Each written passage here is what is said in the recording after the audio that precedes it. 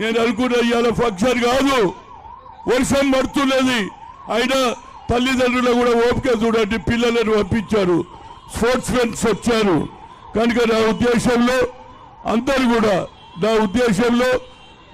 కూడా ఈనాడు రావడానికి కారణం ఒకటే, ఏమైంది రాజీవ్ గాంధీ చేసిన అభివృద్ధి, రాజీవ్ గాంధీ ఆలోచన 21st సెంచరీకి తీసుకుపోయాడు. అదేవిధంగా ఏషియన్ గేమ్స్ చేశాడు. ఇలా నరేంద్ర మోడీ సంవత్సరానికి 2 కోట్ల ఉద్యోగాలు అన్నాడు, కానీ రెండు కూర్చో జగంటే కింద కూర్చుంటే బెస్ట్. ఎందుకంటే అందరు కూర్చోవాలి, తెల్ల బట్టలేదా మన పిల్లలు కూర్చోలేదా, నిలబడొద్దురా భయ్ కూర్చోండి. ఆ వెనకాల ఉన్న ఆ స్కూల్ పిల్లల్ని అందరినీ నీడకి ఇట్లా పెంచుకోరు, ఎండకున్నారు. ఆ ఎండకున్న వాళ్ళు అందరినీ ఇట్లా నీడకి తీసుకోండి. అనిల్, మా ముఖ్యమంత్రి గారు ఎలాంటి ఆలోచన చూడు, పిల్లలను ముందుకు రమ్మంటున్నాడు. అంటే రాజీవ్ గాంధీ కూడా యంగర్ జనరేషన్ కు అవకాశం ఇచ్చాడు. కాబట్టి మీరందరి ముందుకు రండి అమ్మా, రండి పాప, రండి కూర్చోండి ఎవరైతే ఉన్నారో. రైట్. అంటే నా ఉద్దేశంలో రాజీవ్ గాంధీ చేసిన అభివృద్ధి, నేను అనుకుంటా బహుశా ఇందిరాగాంధీ భూ సంస్కరణ అమలు చేసిన, రాజీవ్ గాంధీ యంగర్ జనరేషన్ కు అవకాశాలు ఇచ్చిన, అదేవిధంగా సాఫ్ట్వేర్ హార్డ్వేర్ రావడానికి టెలికామ్ను ఇంప్రూవ్ చేసిన, పెట్టడం పెట్టి దాంతో కూర్చొని పెట్టి బయట జావు, ఏం పర్వాలేదు. అచ్చా రైట్, కుర్చీలో పడుతుంది. ఏదైనా మీ పిల్లలందరికీ తెలియాలి, మా ముఖ్యమంత్రి ఎంత హుషారున్నాడు చూసినా, మీ అందరితోటి కలవాలి, మీరు ప్రేమ చేయాలి, మీరు బాగా చదువుకోవాలి, డాక్టర్లు కావాలి, ఇంజనీర్లు కావాలి, అదేవిధంగా శాసనసభ్యులు కూడా కావాలి, ఎమ్మెల్యేలు కావాలనే ఆలోచన ఉన్నారు. ఏదైనా లాస్ట్ ఇయర్ అది ఇయ్యమ్మా పాప, ముఖ్యమంత్రి గారికి ఒక వినతి ఇస్తున్నా. ఎందుకంటే international badminton player Thomas cup 2022లో గత 30 ఏళ్ల నుంచి ఎప్పుడు గెలవలే విష్ణువర్ధన్ గౌడ్ అనే అబ్బాయి గెలిచాడు. రాష్ట్ర ప్రభుత్వం పిలిచింది, లెటర్ ఇచ్చింది, ఆ తర్వాత ఇంకొక పైసా ఇవ్వాలి. ముఖ్యమంత్రి గారు న్యాయం కాదు, ఇది తప్పనిసరిగా చూస్తారు. అదేవిధంగా లాస్ట్ ఇయర్ మన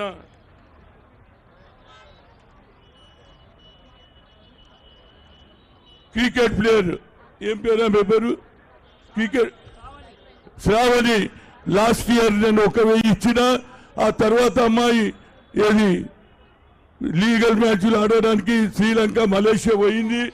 ఇప్పుడు ఆ 11 ఎందుకంటే సంవత్సరానికి ఏది 1000 నెలకు 1000 ఇస్తా, ఒక బాయ్కు ఒక గర్ల్కు. ఎందుకంటే రాజీవ్ గాంధీ ఏషియన్ గేమ్ చేశాడు కాబట్టి ఆమెకి ఇస్తా. ఇప్పుడు గత 11 నెలల నుంచి నేను చూస్తున్నా, అమ్మాయి రమ్మంటే ఎప్పటికీ ఏది ప్రాక్టీస్ పోతుంది, ఇప్పుడు కర్ణాటక ఒకసారి బాంబే పోతుంది. కాబట్టి ఇవాళ ఆ అమ్మాయికి 11,000 ముఖ్యమంత్రితో ఇప్పిస్తా.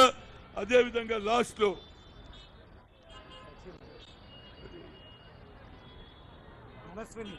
మనశ్రీ ఖోఖో, ఆ తర్వాత సచిన్ హ్యాండ్బాల్ ఇండియా, వీళ్ళిద్దరు కూడా లాస్ట్ లో ఇస్తారు. అంటే నా ఉద్దేశం ఏంటంటే ఇవాళ ప్రభుత్వాలు వస్తాయిపోతాయి, కానీ మా ముఖ్యమంత్రి గారు ఇచ్చిన మాట నిలబెట్టుకొని రైతులకు రుణమాఫీ చేశాడు. అదేవిధంగా రాని వారికి కూడా ఇస్తా అంటున్నాడు. కొంత ఆలస్యమైన ఇస్తామేమో, కానీ దాన్ని కూడా ప్రభావితం చేస్తున్నారు. అన్నిటికంటే నాకు బాధ ఏంటంటే రాజీవ్ గాంధీ స్టాచ్యూ సెక్రటరియట్ ముందు పెడుతుంటే ఒక నాయకుడు అంటాడు దాన్ని కూడగొడతా అంటాడు, ఇంకో నాయకుడు అంటాడు ఇంటర్నేషనల్ ఎయిర్పోర్ట్ కూడా తీసేస్తా అంటాడు.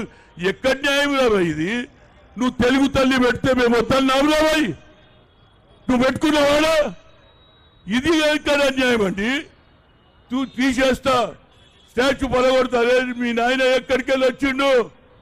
ఆనాడు యువజన కాంగ్రెస్ లో నేను ప్రెసిడెంట్, నువ్వు నీ నాయన వైస్ ప్రెసిడెంట్, చంద్రబాబు కూడా నా వైస్ ప్రెసిడెంట్. వీళ్ళందరూ కూడా కాంగ్రెస్కి వెళ్ళి వచ్చినా లేరా బాబు? మీ కొత్త హిస్టరీ ఏం లేదు. మీరు ఎందుకు కోల్పోయిందంటే బీఆర్ఎస్ తీసి ఏదైతే టిఆర్ఎస్ తీసి బీఆర్ఎస్ పెట్టినప్పుడే తెలుగు తల్లిని మర్చిపోయిందా బాబు? ఇక నువ్వు తెలుగు తల్లి చెప్తావేంటి? నువ్వు పెడితే మేము వద్దన్నామా? నువ్వు ప్రగతి భవన్ కట్టించిన మేము కూలగొట్టాంలా భయ్.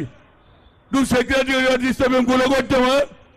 నువ్వు అన్ని ఏంది ఇది కేవలం రోజు రోజు రాహుల్ గాంధీ గారు కన్యాకుమారి నుంచి కశ్మీర్ తిరిగిన తర్వాత ప్రజలలో ఒక విశ్వాసం ఏర్పడింది.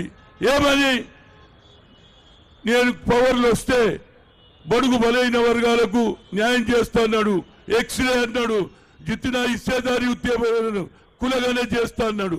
కనుక ఆయనకు ఆలోచన వచ్చింది. 240 సీట్లు వచ్చినా ఇంకొక 30-25 వస్తే ఈ దేశ్ కా ప్రధానమంత్రి రాహుల్ గాంధీ బంతాతా. ఇప్పుడు ఆయన అపోజిషన్ లీడర్ ఉన్నాడు. తప్పనిసరిగా పార్లమెంట్ లో బిల్లు పెడితే ఓబీసీ ఎంపీస్ గా గతంలో IIT, IIM, all India institute of medical తో సుప్రీంకోర్టు కొట్టేస్తే సోనియా గాంధీ మళ్ళా మన్మోహన్ సింగ్ బిల్ పాస్ అయిందా లేదా? అదేవిధంగా రాహుల్ గాంధీ గారు బిల్లు పెడితే రాష్ట్ర మొత్తంలో, దేశం మొత్తంలో ఎంపీలను కూడగొట్టి, అదేవిధంగా మా ముఖ్యమంత్రి వారికి ధన్యవాదాలు. అసెంబ్లీలో బిల్లు పెట్టారు. కులగణక మీద 150 కోట్లు కూడా ఇచ్చారు. కులగణ మొదలు పెట్టండి, ఆ తర్వాతనే ఎలక్షన్ పెట్టాలని కోరుతూ ఇప్పటికే చాలా ఎక్కువ మాట్లాడినా హనుమంతరావుకు మైకి ఇస్తే ఎక్కువ మాట్లాడుతుంటున్నాడు. కనుక నా ఉద్దేశంలో ఆయన కొద్దిగా లేటు వచ్చింది కాబట్టి నేను కూడా ఒక అడ్వాంటేజ్ తీసుకున్నా. ఇప్పుడు నా ఉద్దేశంలో दीपा मुंशी गाరు మాట్లాడతారు, మన इंचार्ज वाले। मैं हमारे बहन से रिक्वेस्ट कर रहा हूँ, वो आप आके राजीव गांधी के बारे में कुछ बोलना चाहिए। आप इंचार्ज है, आपके जमाने में कांग्रेस सरकार भी आई और रेवंत रेड्डी सीएम बना, डिप्टी सीएम भट्टी विक्रमन। मैं आपसे गुजारिश करूँ, అసలైన తొలి వెలుగు. ఫాలో వాట్సాప్ @తొలి వెలుగు official.